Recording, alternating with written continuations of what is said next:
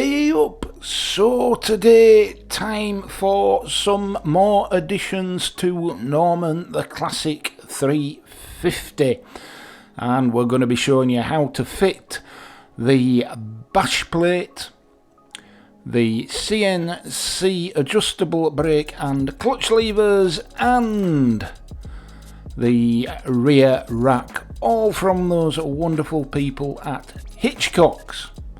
So, first up, let's fit the old bash plate, and it ain't gonna be that straightforward on my bike because I also have the Givi crash bars fitted, and that require a little bit of fettling to get everything to work together, but it does eventually. Aye, so first off, to fit the old bash plate, you're going to have to loosen, but not remove, a bolt that runs through the bottom of the frame, indicated by this here arrow thus. So it's that one there, behind that there pipe, that's the one that you need. It's a bolt and a nut, so you're going to need a couple of spanners, and you're going to have to get on your hands and knees. So you need to loosen that bolt, not take it out. You can't take it out anyway because there's too much ironmongery in the way. But all you need to do is loosen it back as far as you can, and that will allow the rear mounting bracket for your bash plate to slide on, because it is slotted into that mounting point there. And just make sure that you create enough space either side the bottom of the frame there for that bracket to slide in.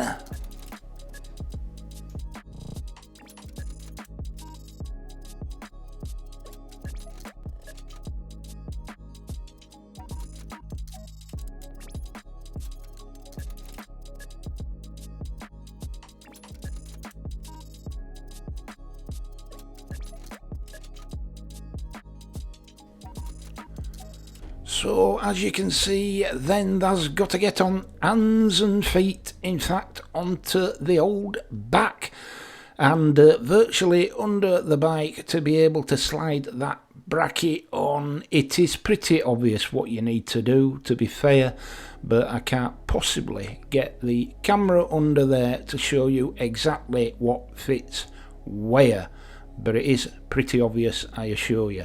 And it doesn't really get much more difficult in terms of contorting your body than it does at this particular point.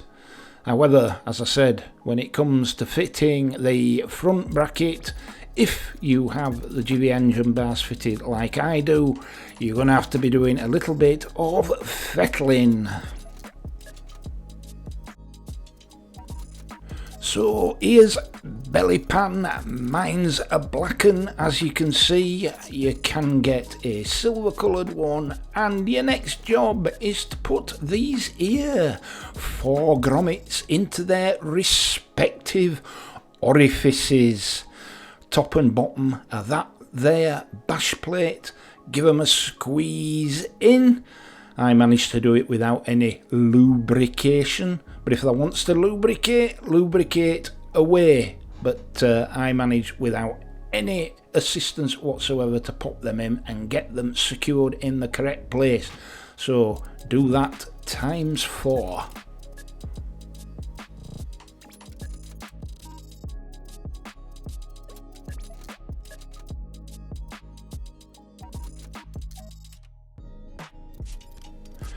And with that done, you can see that this here bash plate from Hitchcocks is a very robust affair indeed, made of pressed heavy duty aluminium with reinforcing ribs.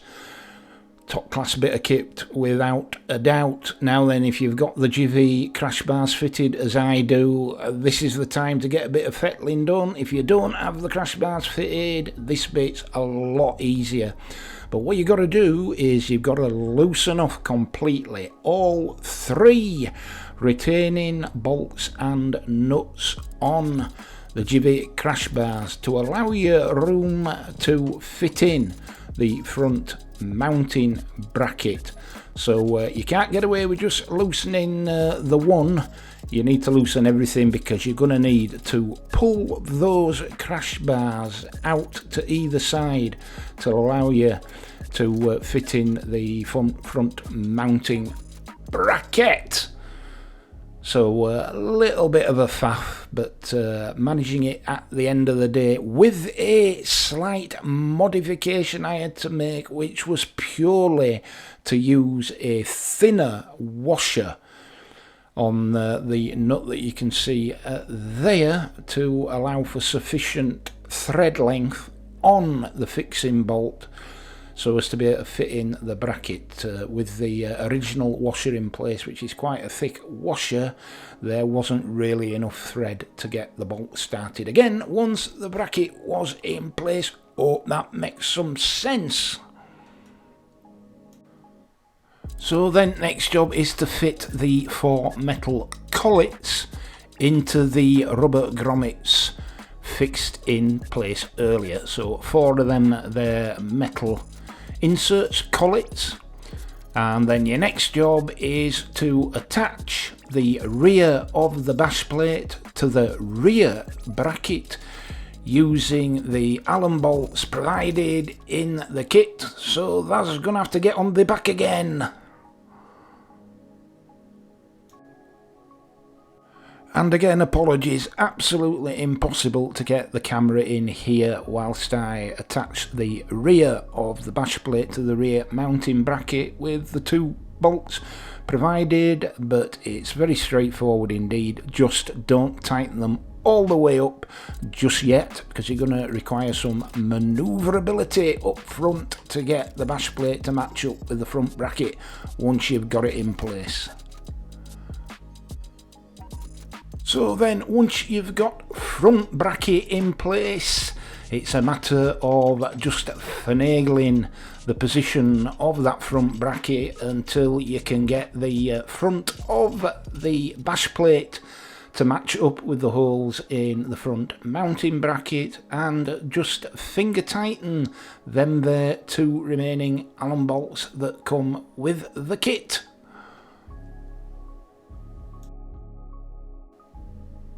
And now with the bash plate in place, I can finally get the camera under to show you where those rear bolts are. So it's dead simple really, rear bracket, front bracket, and 4 sets of 4mm Allen bolts to fasten them there too.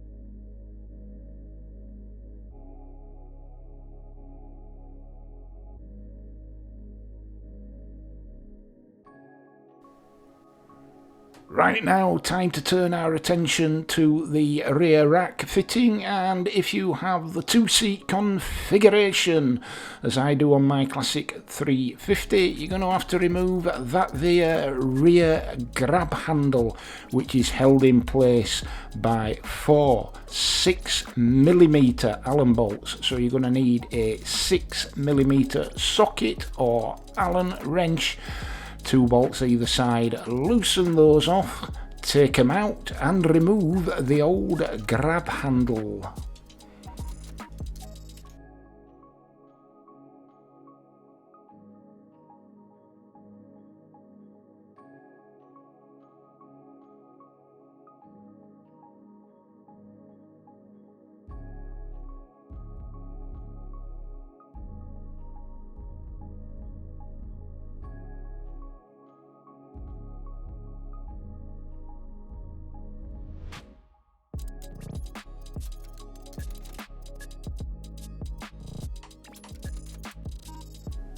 So next job then, offer up that there new rack and secure it in place in like manner to the grab handle that you've just removed.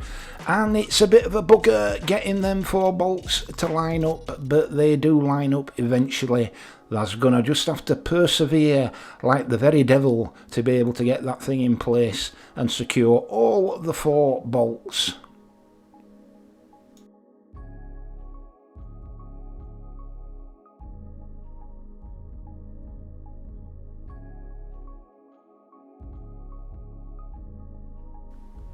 And once you've got all 4 threads to engage, you can tighten them up. And I suggest that you tighten up them there bolts in an alternating pattern so that you don't torque up one side, making life more difficult for you at t'other. Just try and alternate between the right hand side and the left hand side. And there you go, really sturdy, top quality piece of kit, and as you can see there is still the equivalent of a grab handle forming part of the structure of that there rear rack. Now next up, the clutch lever, and to make life a little easier for yourself, it's a good idea to slacken off the adjustment mechanism at the clutch housing there, just to give you as much slack as possible in the cable at the actual clutch lever itself. So at the clutch lever assembly, the retaining pin there is a 4mm Allen head, and it's secured in place at the bottom by an 8mm nut. But the Allen bolt itself, the retaining pin there, is threaded, so it's not the bolt on the bottom which is securing the whole lot in place. It's just there to hold that little bolt in place and stop it from coming unwinding. So there I am, dropping the little 8mm nut on the floor as per usual, and as you can see now, the retaining pin is itself threaded into the clutch lever assembly. So then just unscrew the pin, take it out and pull the lever out. Now it's entirely up to you whether you remove the micro switch that's in there. Last time around I did this on the first Classic 350. I took the micro switch out, or rather just dropped it out. It's a straightforward job, just a couple of screws. This time I didn't bother, and if you take good care when you're fitting the new lever, all should go well. So you just need to then reattach the clutch cable to the recess in the new clutch lever there, thus, and just be nice and judicious, yes, judicious, as you pop that new clutch lever in and get the old retaining pin holes to line up.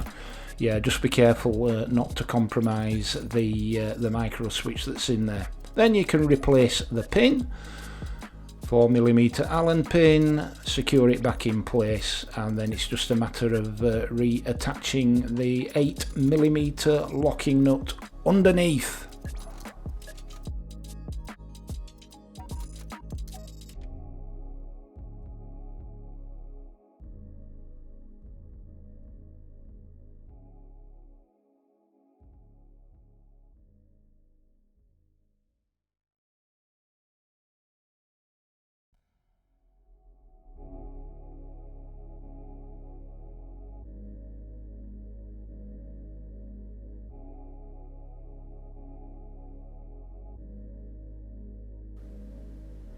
Now your new clutch lever is in place, don't forget to go back to the adjustment mechanism and basically put it back to the position that it was previously. You'll see there probably that I marked that position with an old marker pen, just to give me an idea of where it was prior. but double check play in the clutch lever. You do need a bit of free play, about a centimetre, maybe a bit less of free play in the clutch pedal before it engages. Very important that. Just spend a bit of time finessing that adjustment until you get things just right.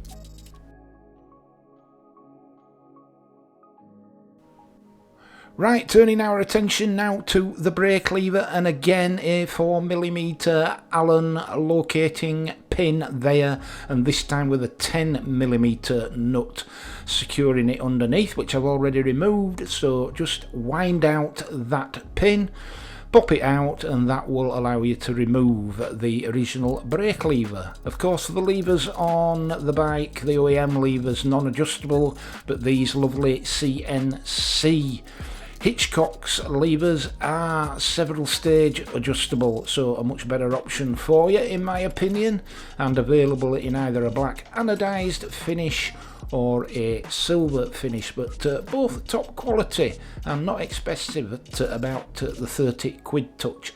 Right, so just pop in there your replacement brake lever and just make sure that the little recessed dome in the bracket, the flange there, engages with the rubber plunger of the braking system. Otherwise, you'll have no front brake.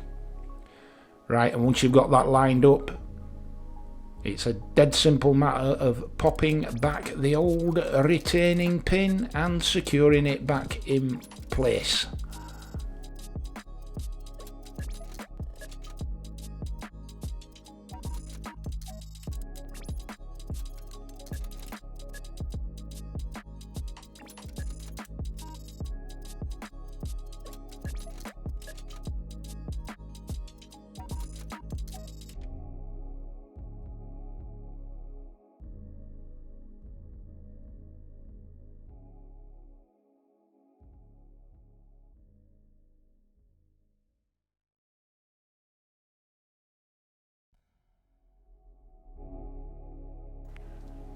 Right, so now with Eddie's assistance, time to fire up the bike, make sure everything's as it should be, checking the clutch operation and checking the brake operation to ensure that the rear brake light illuminates. And yeah, look at that, all sorted, and Eddie approves if he's a little bored of my company, as you can see. Alright, hope that was of some interest to you. If it was, please click a like, click subscribe, please feel free to share. It makes a world of difference to me. And thanks ever so much for watching. Until the next time, ride safe, be kind, and I'll see thee.